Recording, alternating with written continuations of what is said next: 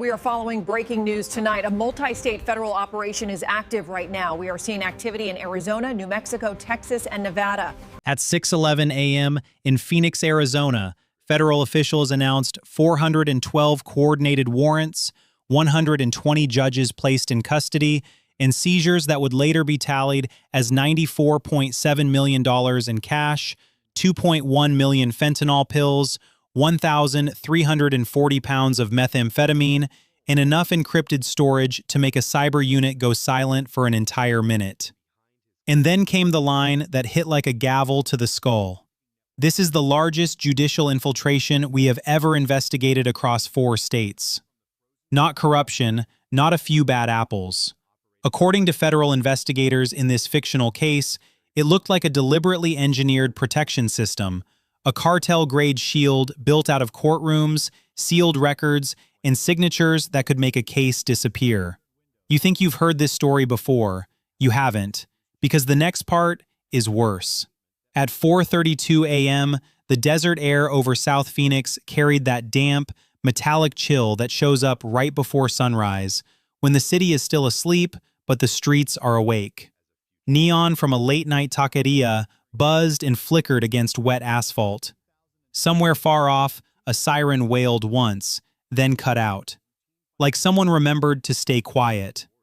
On the edge of an industrial strip, a row of unmarked SUVs rolled in without headlights, and out of the dark came the shape of the government moving as one body.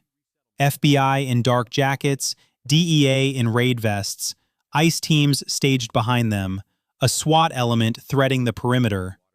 DHS liaison officers at the back, radios low, eyes scanning rooftops.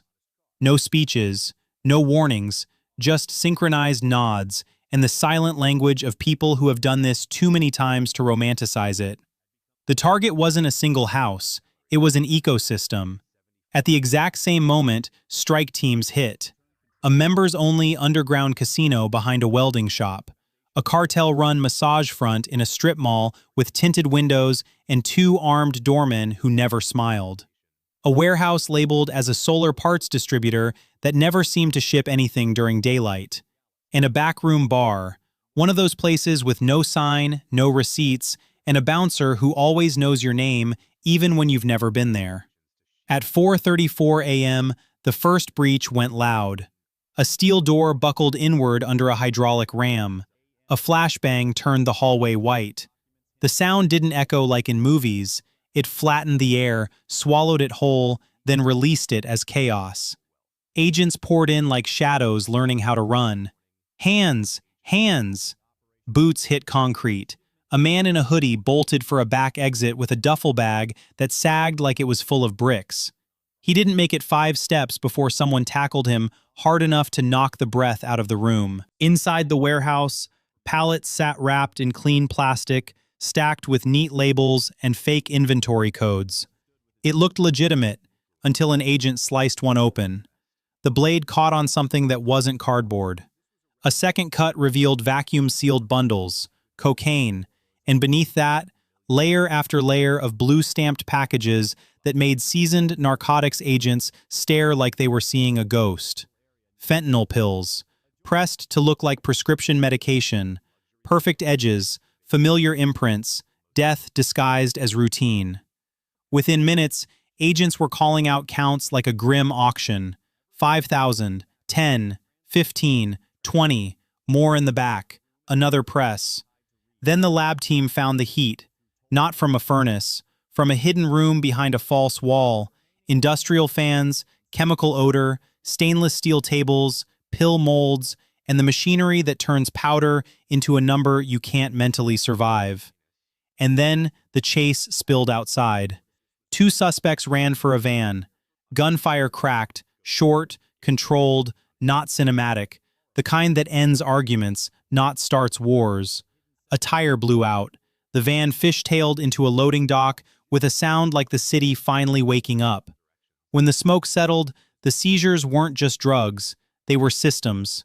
A server rack bolted to the floor, a safe welded into the concrete, a stack of ledgers wrapped in oilcloth, handwritten in codes that looked more like accounting than crime. And then, In the deepest part of the warehouse, agents found the twist that changed everything. A sealed steel case. No logo, no marking, just a serial number, etched like it belonged to a government asset, not a criminal stash. Inside, encrypted hard drives, a set of burner phones still warm, and a laminated access badge with a courthouse emblem. The kind of emblem you don't expect to find next to a pill press. The kind that makes agents stop calling it a bust and start calling it a breach. At 9:18 a.m., the scene shifted, not to sirens, to fluorescence. An FBI cyber forensics lab, cold air, humming servers, analysts with bloodshot eyes, and coffee cups that had gone stale an hour ago. On the wall, a digital map bloomed with lines and nodes, shell companies connected to trucking routes, connected to shipping manifests, connected to legal filings that kept certain defendants out of custody. A forensic technician typed in a passphrase recovered from one of the burners, and the screen showed a title card, like someone had built a brand for a criminal enterprise. Project Sable Court. The encryption didn't protect drug recipes, it protected permissions, authorization keys, digital signatures, the who behind the how. They dragged financial data into the light, and what investigators found was a web of ghost corporations and community foundations, a sham nonprofit for youth reintegration with donor lists that looked artificially clean, a restaurant chain that always reported losses but kept expanding, a logistics firm that owned more trucks than it had drivers, a faith-based charity that moved money in perfectly rounded numbers as if it were being poured through a measuring cup. The money didn't flow like street crime. It flowed like procurement. It moved from cash pickups in Tucson to structured deposits in Las Cruces, then into accounts that hopped through offshore jurisdictions, then returned to the U.S. wearing a suit, reclassified as consulting fees, equipment rentals, grant reimbursements. And at the center of the network, as the diagram widened, one node glowed brighter than the rest. A single authorization key, used repeatedly, like a master stamp. And the name tied to it wasn't a cartel lieutenant. It wasn't a street enforcer. It was Governor Lucian K. Voss. A governor with a public image built on clean lines, tough speeches, and photo ops at border fencing. A governor who said all the right things about law and order. But investigators began examining whether his digital authorization key appeared connected to a logistics approval system that mirrored known cartel infrastructure. Drug corridors, migrant smuggling lanes, and courthouse interference that kept high-value defendants walking free. Let that land. Not bribes, not favors. This was not negligence. It looked like command-level collusion. Engineered, signed, deployed. And just when you think the story can't turn darker, that's when the second screen opened. A schedule. A statewide calendar with courthouse dates, sealed hearings, and annotations that matched the raid targets hit hours earlier. Meaning somebody didn't just protect the network, somebody choreographed it. And if you're still with this, listen carefully, because the next phase didn't start with another warrant. It started with a war room. At 5:06 a.m. the following morning, in a command center outside Albuquerque, New Mexico, a wall-sized display pulsed with red markers across 4 states: Arizona, New Mexico, Texas, Nevada. Dozens of locations, some rural, some downtown, some tucked into rich hills where crime hides behind gates and landscaping. The numbers were precise in the way only federal planning gets. Over 1,000 federal agents staged across the region, more than 60 tactical teams, Black Hawk helicopters rotating fuel cycles, armored vehicles staged for high-risk entries, aerial surveillance overhead like patient vultures. This wasn't a local cleanup, this was a severing. At 5:41 a.m., the markers began to blink out one by one.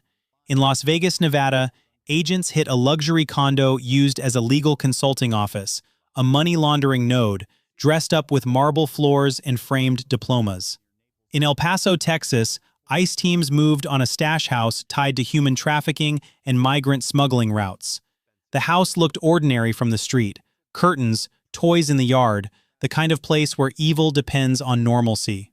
In Tucson, Arizona, DEA and SWAT units breached a hillside property known in whispers as a drug fortress, a mansion with cameras, reinforced doors, and a panic room that held not family valuables, but rifles, cash, and vacuum-sealed bundles stacked like emergency rations. In the New Mexico desert, agents found a warehouse lab that didn't just produce pills, it produced credibility, packaging, counterfeit labels, and shipping boxes designed to blend into the endless flow of commerce. The arrests moved fast. Cartel members, cartel associates, money handlers, drivers, accountants. And then, quietly, almost reverently, came the part that made every newsroom in this fictional world freeze. Courthouses. Not crack houses, courthouses. At 7:22 a.m., teams entered administrative offices with sealed orders and short instructions. No spectacle, no cameras, minimal disruption. But you can't arrest the bench without shaking the building. One judge was escorted from chambers mid-review, robe still hanging behind the door. Another was detained in a parking garage beside a courthouse elevator, briefcase in hand, expression blank like a mask that finally ran out of string. The operation resulted in 120 judges detained across 4 states: state judges, county judges, administrative judges. People entrusted to decide who stays free and who loses everything. And when the final counts came in, the underworld had taken more damage in 6 hours than it had in the last 6 years. Then came the uglier autopsy, because it wasn't just the courts, it was the badge, it was the system. At 11:03 p.m. that night, investigators sat with seized servers, logs, transaction histories, dispatch records, internal emails that read like casual workplace chatter until you understand what's being traded between the lines. Evidence recovered suggested some officials may have been secretly assisting cartel operations, not in obvious ways, in procedural ways. A patrol grid adjusted for staffing, a checkpoint down for maintenance, a K-9 unit reassigned, a task force meeting rescheduled. And every time those little changes happened, convoys moved. Trucks with altered manifests, cars with hidden compartments, loads that never got weighed, routes that flowed like water around the rocks of law enforcement. Somewhere in the data, there were names: deputy chiefs, senior sergeants, dispatch supervisors, a planner who had access to raid schedules. Federal agents didn't just arrest street-level traffickers. They arrested people who had keys to evidence rooms, people who had access to internal systems. And when one longtime officer, an honest one, watched a colleague get handcuffed, he didn't look angry. He looked hollow. Because betrayal doesn't always scream. Sometimes it just quietly rewrites everything you thought you were protecting. Investigators began examining whether what they were seeing amounted to a parallel enforcement structure, a second police force made of compromised officials who didn't patrol to stop crime, but to steer it away from consequences.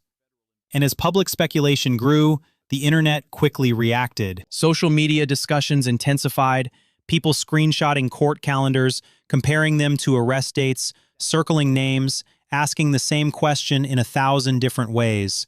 How long has this been happening?